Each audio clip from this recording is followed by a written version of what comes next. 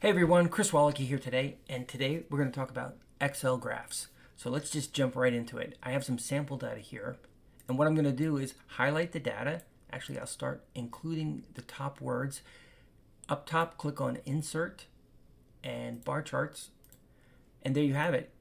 There's a clustered bar chart example in Excel, but where are we going to go with this? Let me show you. What I want to do is take that basic standard chart and create this chart. This chart has a couple nice features. One immediately that jumps out to you is the charts themselves, the bars look 3D. They have this kind of glow about them. We do have two vertical axes, and I color coded the axes along with the bar chart. It's a nice read. I've added some axes labels. So to me, this is really professional. It gives you a lot of information. Just looking at this, the score, say, for technology is a high score, but in fact, the category weight is lower. So that had less impact on this data. And then, for example, the environmental, that had a lower score and had a higher weight. So this particular example may have brought down the overall score. That's the usefulness of having a stacked cluster bar graph. So let's get into it. Here it is. First thing, the data shown is on one axis. So what we're going to do is left click on the orange and then right click to change the chart series. This is the dialog box that comes up, and what we're going to do is put the orange on the second axis.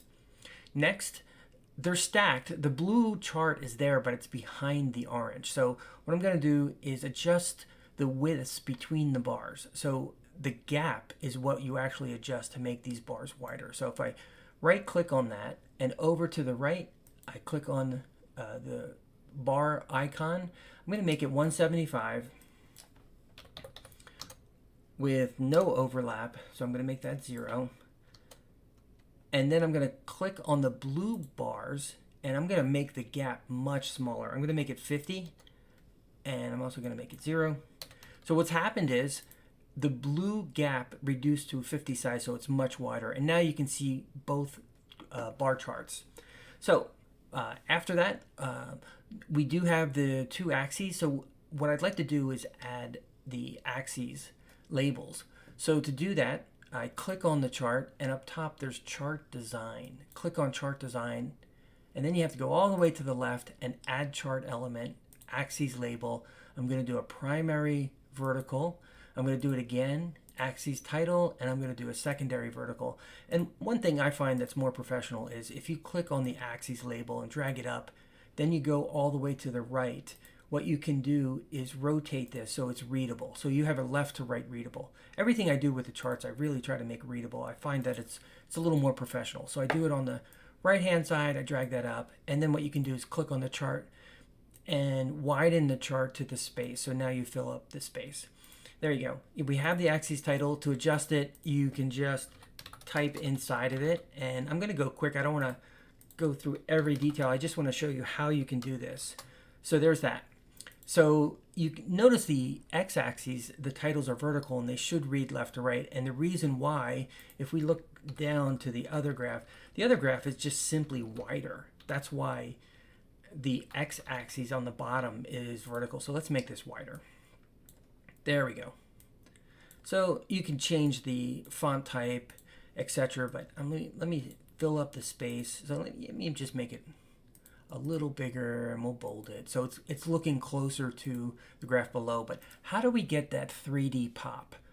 So for the graphs, what you do is you left click. I'm left clicking on the orange graph and I go over to the right and I'm going to do a gradient fill. So I click on the gradient fill. It's going to populate with the last selection that I had. So let's change this back to orange. The first thing you have to do is make sure the direction is correct. So over on the right, you click the direction, and I like to do the vertical direction. See how this one is horizontal? The one over to the both on the right are more of a vertical. So by clicking on that, this pattern changes, and what you can do is pick the colors. So I'm selecting on the left a darker color. So I'm going to pick this kind of burnt orange look, and then I pick the one on the far right. Once I have the outside colors, then I can play with the inside color. So now I click on the center color and I'm going to pick it on the same palette, but I'm just going to make it lighter. There you go. That's a nice looking chart. I could increase the darkness just one. There you go. Still has this 3D look. So to do it for the blue, same thing. You left click, you pick gradient. Now it populates it from the last one, so I'm just going to do the blue. So I'm going to click over on the left, pick a dark blue. On the right, pick a dark blue. I'm going to try the lighter blue just to see how it looks. And there's the nice light blue. I can make it one more color darker. So you can play with that center color to get as much of a 3D effect as you like. This is essentially it. You know, change. You could just type in the chart title. You can add labels. So there are the labels down here. How did I get the blue labels to show up and darken? Well, I did those relatively manually. You can drag each label up higher and also change the format. You can reduce the leader lines, so you really don't need the leader lines on the data labels. So the leader lines, I thought they were here. Let's see, label options. Yeah, there they are. So the leader lines are under this far right icon. And then you could drag them up and change the background color to a dark blue. So what it does is allows you to easily associate the number to the data on the chart.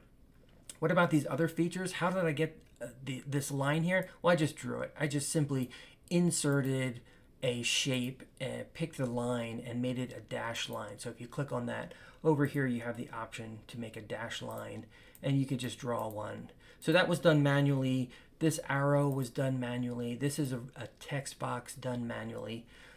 Essentially, that was it. Those are just nice features, but what I like is the 3D effect. I like the left to right reading Y vertical axis labels, and to me, this is a great graph. Guys, thanks for tuning in today, and I hope you try to make a graph similar to this.